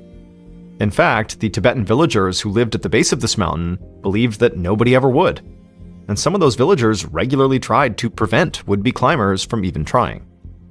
But Zhi and the 17-member team of climbers he was helping to lead were determined to prove the villagers wrong, and to make history. They had started climbing this mountain a month earlier, and they were now closer to the peak of Kawa than anyone had ever gotten. Zhi turned his gaze away from the peak and looked around the temporary camp where he and his team were planning to spend the night. He could see several climbers struggling to reinforce their tents against the snow and the wind. He and his team had chosen to climb at this time of year because it was known as the dry season, when major storms were actually rare. So Zhi couldn't understand why the snow just kept coming down. He grabbed his radio off his belt and called down to base camp, which was a camp at the foot of the mountain where other members of the team provided weather information and support to the climbers. Zhi told a base camp team member that the snow was still unbelievably falling hard up here. That team member reminded him that the climbers should clear snow away from their tents at least every 2 hours.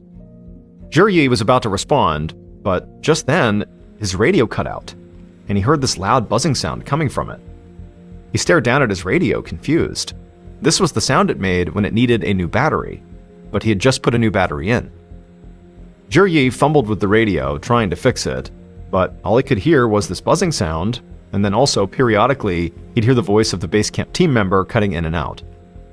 Zhi communicated over the radio and wasn't sure if anyone heard it, but he said he was losing communication and he would try to contact them again later. Then Zhi turned off his radio, clipped it to his belt, and the buzzing stopped.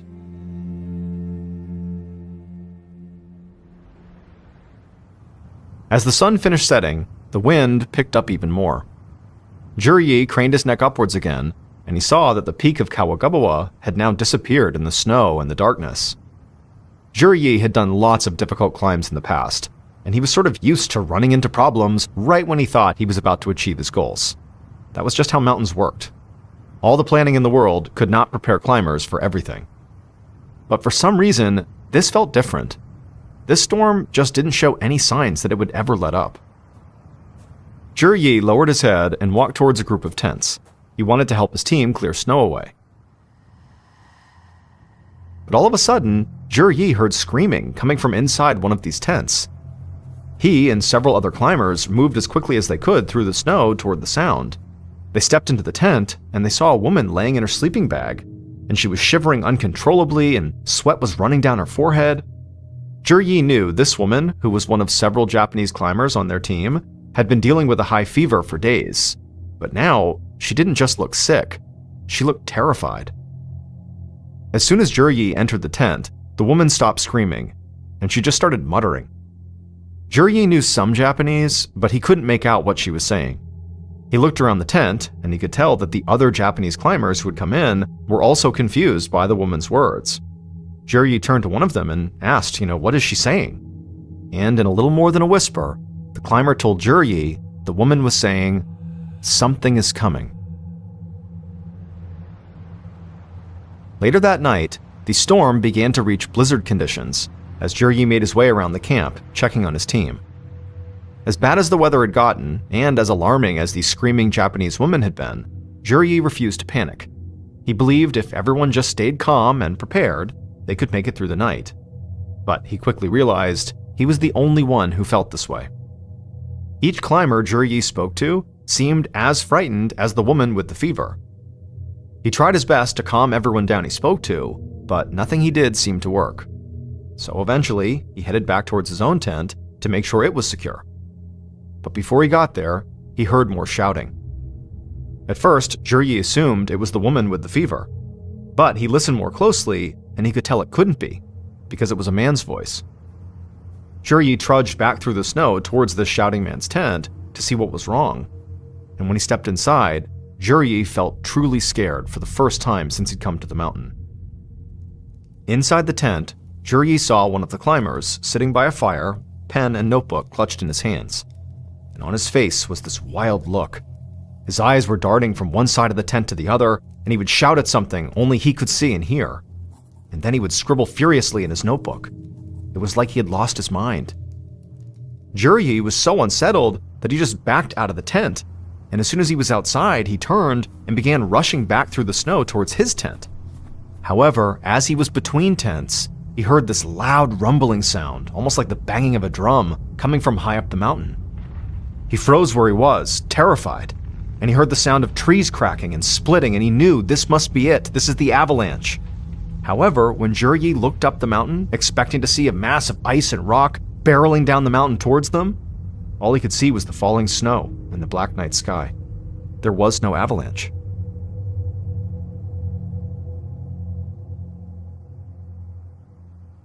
Early the next morning, January 4th, the snowstorm subsided, and the weather on Kawagabawa turned calm and sunny. A team leader down at base camp radioed up to Juryi to see how the climbers fared over the night, but Juryi didn't respond. So the team leader tried radioing the other members of the team that were up there with Juryi as well, but they too didn't respond. And so this team leader sent out a small search team to see if they could get a visual of Juryi and the other climbers he was with. However, remember, these climbers were thousands of feet up the mountain from base camp. So under the best of circumstances, it would have been really hard to look up and have seen them. And these were certainly not the best circumstances. There had been this huge snowstorm over the night, a snowstorm that really wasn't even supposed to happen this time of the year, which made getting a visual on Juryi and his team nearly impossible. And so this team leader quickly realized that if the climbers had gotten lost up on the mountain, he didn't have the resources to mount an effective search. So he quickly informed multiple government agencies that his team was missing, and then the government took over. That day, the Chinese government launched a massive operation on Kawagabawa. Professional search and rescue teams worked with volunteers on the ground, and airplane and helicopter pilots circled the mountain. But after 2 weeks of this daily intense searching, it became clear Juryi and the rest of the climbers, along with any remnants of their camp, had disappeared. On January 22nd, so 18 days after the climbers had gone missing, rescuers abandoned the search, and the government issued an official statement. The statement said that while massive snowstorms were indeed rare for this time of the year, they were not actually impossible to occur. So officials said the storm likely caused an avalanche that wiped out the camp and buried the climbers somewhere they couldn't be found. Now, this explanation was very logical, and for most people, it marked the end of this very tragic story. But not for the villagers who lived at the base of Kawagabawa. These villagers, who didn't think anyone would ever summit the mountain, and who actively tried to stop those that did, they did not believe the official statement. They had a story of their own, which they were certain was the real explanation for what had happened to the climbers. And when the government issued its statement, these villagers tried to tell people that the government was wrong.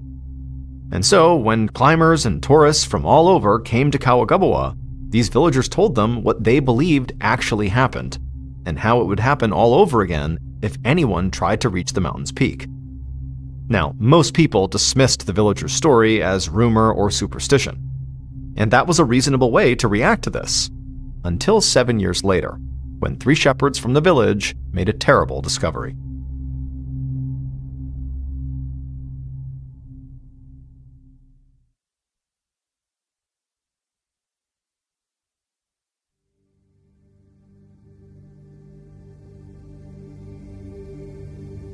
Seven years later, on the afternoon of June 18, 1998, 3 shepherds were walking along a glacier near the base of Kawagabawa. This glacier was 2.5 miles away from where Juryi and the rest of his climbers had set up their final camp. But the shepherds were not there to do any kind of search. This glacier was located near their village, and it was home to a temple that they often visited. So they were talking and walking towards the temple when, just up ahead of them, one of the shepherds spotted something bright and colorful sticking up out of the ice. The group was intrigued, and they began walking towards it, thinking it might be a prayer flag. But as they got closer, and this colorful object came into focus, the group went quiet.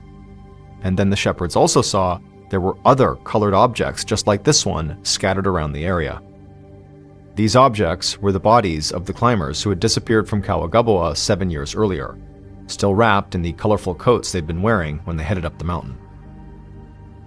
But what the shepherds could not have known in this moment was that buried under the ice with the bodies was a diary, which one of the climbers had used to record the events of the ascent.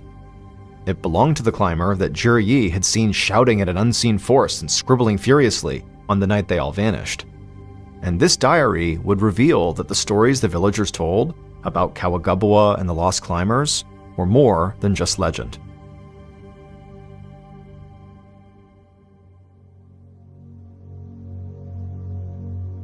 It would turn out there was a very specific reason why these Tibetan villagers believed nobody would ever reach the peak of Kawagabawa. It was because the peak was said to be a sacred place. It was the home of a warrior protector god, and because of this, it was not meant for human beings to climb. The villagers believed that if anyone ever approached the peak, it would wake the spirits of the mountain, and the mountain god would punish them. This punishment would lead to death, but it would not stop there, because the dead would become prisoners of the mountain for 7 years. And these villagers had made their beliefs very clear to Juryi and the rest of his team of climbers who wanted to be the first people to ever reach Kawagabawa's peak. In fact, a group of villagers had heavily protested their climb and warned the climbers that their expedition would anger the mountain god and result in tragedy. But Juryi and the rest of his climbers had not heeded their warnings. The diary of the climber that was discovered along with the bodies recounted what happened as a result. The diary started like a lot of climbing diaries do, an account of the day's hike, the scenery, the weather. But as the dates got closer to the night the climbers disappeared, the diary took a strange turn. The writer became obsessed with these shadows he saw walking across his tent, and he said he heard women laughing and babies crying all around him in the darkness. That woman who had screamed out, who was sick with a fever, had said she felt something bad was coming, and she had tried to warn the others. But by the time Juryi heard the sound like beating drums high up on the mountain that he thought was an avalanche, like many thought was an avalanche, the mountain god had apparently already unleashed his wrath. As soon as Juryi and those climbers had disappeared, the villagers all assumed that they had faced the wrath of the mountain god. But the fact that their bodies had remained hidden for 7 years, the length of time the mountain god keeps the dead imprisoned in the mountain, was all the proof the villagers needed to know they were right. And the climber who wrote the diary ended up believing them too, although it was too late. In his final diary entry, he wrote, quote, "We were wrong. They are coming. Run." In 2001, 10 years after the climbers had died on the mountain, the Chinese government banned all mountain climbing activities in the Ballen snow mountain range. To this day, still, nobody on record has ever actually set foot on the peak of Kawagabawa.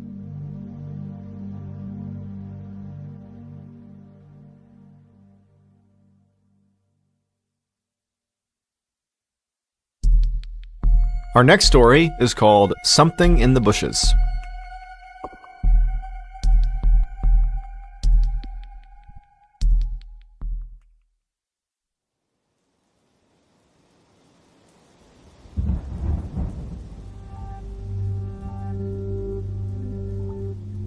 On a June day in 1953, a 31-year-old American doctor named George Moore stood in a small mountain campsite in Nepal, staring out at a massive rainstorm forming on the horizon. George had been in Nepal, which is a country south of China, for 8 months, leading a small medical team trying to stop the spread of diseases like malaria in villages all across the region. This was groundbreaking work in 1953, and it was starting to make George famous back home in America. And here in Nepal, he had already become a trusted figure among the villagers, many of whom had never seen a person from the West until they met George. But right now, a group of these villagers were scrambling to get George out of their village. And this was because of the storm that George was looking at. One of the villagers pointed at the clouds and told George this was not a regular thunderstorm. The monsoons were coming. And once the monsoons hit, the only dirt road that led back to George's base in the city of Kathmandu would flood very quickly. And the horrendous rains could last for months, which meant if George wanted to continue his work stopping disease in other parts of this region, he would have to get out right now. George had known the monsoon season was coming, but it had arrived much more quickly than he'd expected, and so he and his team were sort of caught off guard. The journey out of the village was not something they wanted to undertake suddenly with so little preparation, because they didn't have a car. They literally had to walk out, and so they needed to be fully prepared. And also, this dirt road out of the village went through a deep forest where the locals claimed it was inhabited by terrible monsters. Now, while George did not believe in the supernatural, he did think that, fantastical stories about monsters often started because of real-life animal attacks. And so, monsters or not, the forest was definitely dangerous, especially since they again would be on foot. But George knew they really didn't have any other choice. They did have to go right now. George quickly gathered up first aid kits, medicine, and supplies and put them into a large pack. Then he reached down, pulled a revolver out of the holster on his hip, and spun the chamber to make sure the gun was fully loaded. And when he saw all 6 bullets, he knew he was as ready as he was going to be. George holstered his gun, thanked the villagers for their help, and then turned to lead his team out. But as he stepped onto the road, one of the villagers grabbed his arm to stop him. Then they pointed towards a spot on the mountain above the road that George and his team needed to take, and George looked up and saw large billows of smoke rising above the trees and into the sky. In a strained voice, the villager told him that no matter what, George and his team must not go anywhere near where that smoke was.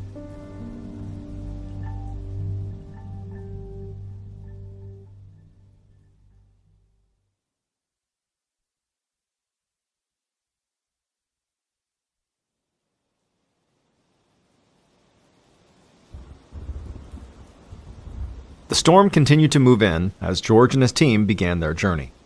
The men were getting wet and muddy, and the thunder was so loud it made their bodies feel like they were vibrating. But the rain really was not their biggest problem. Because by the time they had gotten maybe a mile or so from the village, a thick fog had rolled in and covered the entire road. And then suddenly, it was like the fog got so intense that George couldn't even see his team anymore.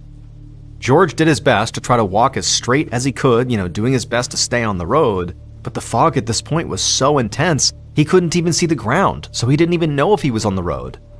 And then in the back of his head, he couldn't help but have this fear that because he didn't know where he was going and couldn't see his team, that he would unwittingly walk over to the place where that smoke was coming from. But he reassured himself that that couldn't possibly happen because the smoke looked really far away when they had set out, and this fog had only really rolled in for the last couple of minutes, so there's no way he could have gone all the way over there. But as George stumbled along, bumping into trees and feeling totally disoriented, the fog only seemed to grow thicker. The sound of the wind and the rain swirled around him, and George started to feel really disoriented, like he was in a dream or something. Then this horrific shriek cut through the pounding of the rain and the howling of the wind. It didn't sound like a person. It sounded like a wild animal, although George had no idea what kind it was. But George didn't need to know what this animal was to know it was a threat, and he needed to get away from it fast. So he turned and just began hustling in the direction away from the sound. But again, he could barely see. He was bumping into trees, he was stumbling on rocks. At this point, he knew he was well off the dirt road, but had no way of getting back to it. He didn't know where his team was. He called out to them but didn't hear back. I mean, he's totally panicking at this point. And after a few minutes of trekking away from that shrieking sound, suddenly something huge and dark loomed up in front of George. For a second, he flinched, like somehow that shrieking animal had paced around him and now was stopping his way. But then he realized what he was seeing was actually this huge boulder. Frantically, he began climbing the boulder, thinking if he got to higher ground, he'd be safe from whatever was shrieking behind him. And as George climbed, he heard a voice call out to him. It was a member of his team. It was an entomologist. And amazingly, he was right behind George, standing at the base of the boulder. George just hadn't seen or heard him. The entomologist also seemed panicked and began climbing as well, and while he did, he shouted to George that he just heard movement coming from the plants. And so whatever animal was out here that this entomologist had also heard was clearly close by. George and the entomologist made it to the top of the boulder. They stood there, shivering and muddy, still surrounded by fog. George could feel his heart pounding, but he tried to hold his breath and not make a sound. The two men listened, trying desperately to hear any sign of this creature that had shrieked. But there was no more sound. It was silent. But seconds later, the men heard a new sound. It was like something was moving quickly through nearby bushes down below the boulder. George and the entomologist crouched down, trying desperately to see what was down there. And as they did, they saw the shadow run through the fog.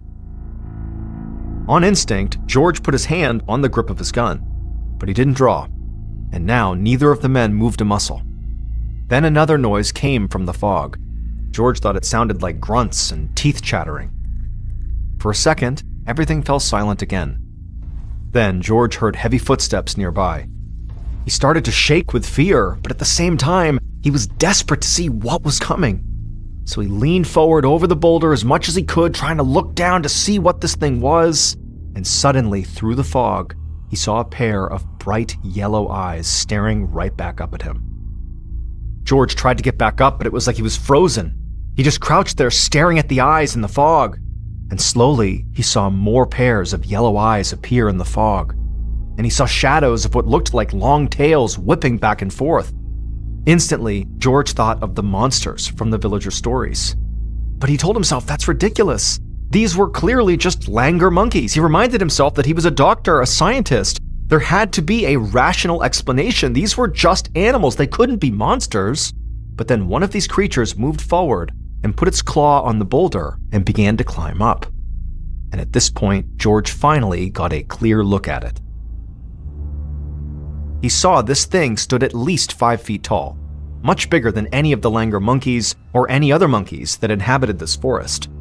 And instead of fur, it had gray skin. But most terrifying was its mouth, which was unnaturally large, stretching almost from ear to ear. And it was filled with these sharp teeth, the same color as its eyes. And as this creature slowly began to ascend the boulder, George felt a level of fear he had never experienced. Something primitive from deep down inside of him. A single terrifying thought blared in his mind. These creatures are not of the natural world. These creatures are godly. Now George screamed and drew his gun. He was too afraid to aim it at the creatures directly, so he pointed it up into the air and began shooting. The creatures let out a chorus of these horrible shrieks, the same shrieks they had heard earlier. Then he watched as the creatures turned, and their shadows and their yellow eyes disappeared back into the fog. George and the entomologist stayed huddled on top of that boulder, too terrified to move, for what felt like hours. Those creatures did not come back, and eventually, the rest of George's team found him and the entomologist. The two men scrambled down from the boulder, and they joined the group. The team asked them what happened. They said that, George and the entomologist had gotten too far ahead of them in the fog and they'd lost them. Then they heard the gunshots. But all George could say was, "We have to get out of here right now. I will explain later." And as the team set off again, George took a second and turned back around and looked in the direction of the boulder, where he and the entomologist had seen these creatures.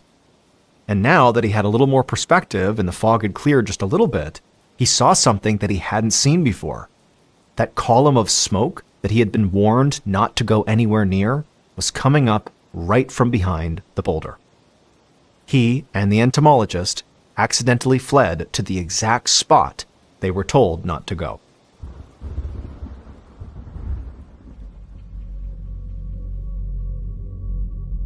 That night, after a long hike, George and his team finally made it to their base. And it was only when he was back in the safety of his camp, with friendly villagers all around him, that George was able to finally think clearly again about what he had just experienced, with the strange creatures in that place where the smoke was. He didn't know what to make of it. George was a United States Army veteran and a man of science. He didn't believe in monsters or terrible gods roaming the forests. But he told his story as accurately as he could to the villagers, hoping they would have some realistic explanation for what the creatures were. But what the villagers had to say only left George feeling even more unsettled. So, George decided he was just not going to speak of what he had seen to anyone anymore. He had a bright future ahead of him as a doctor. He wasn't going to throw it away by making himself look crazy. And so when he got to America, and people asked him about his time in Nepal, he would tell them a wild story about this chance run-in with a group of langur monkeys. But the true memory of the creatures he actually saw out there, which were not langur monkeys, at least not to him, never left George. Their height, their yellow eyes, their huge mouths and sharp teeth, and the pure fear George had felt in their presence. George was a man of science, which made him want to forget this encounter. But he was also a man of truth, and so after spending years with these memories in his head, George came to believe that he had a duty to tell the truth about what he actually saw, no matter what the consequences were. And so in 1957, 4 years after his encounter in Nepal, Dr. George Moore published a first-hand account of what he had seen in a magazine article that was titled, "I Met the Abominable Snowman." In this article, he explained that the place on the mountain where the smoke was rising, where the villagers warned George not to enter, was called the House of the Gods. And the House of the Gods was home to the Yeti. A Yeti is an ape-like creature said to live in the Himalayas, and is similar to Bigfoot, but thought to be a bit shorter. In the West, the Yeti is often referred to as the Abominable Snowman. And in his article, George said he'd come face to face with a pack of them in Nepal.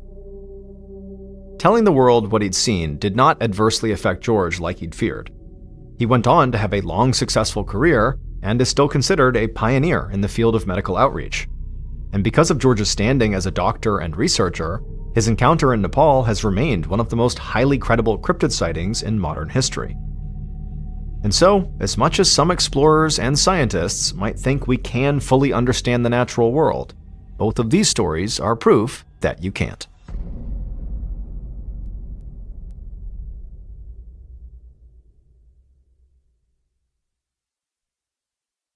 A quick note about our stories: they are all based on true events, but we sometimes use pseudonyms to protect the people involved, and some details are fictionalized for dramatic purposes.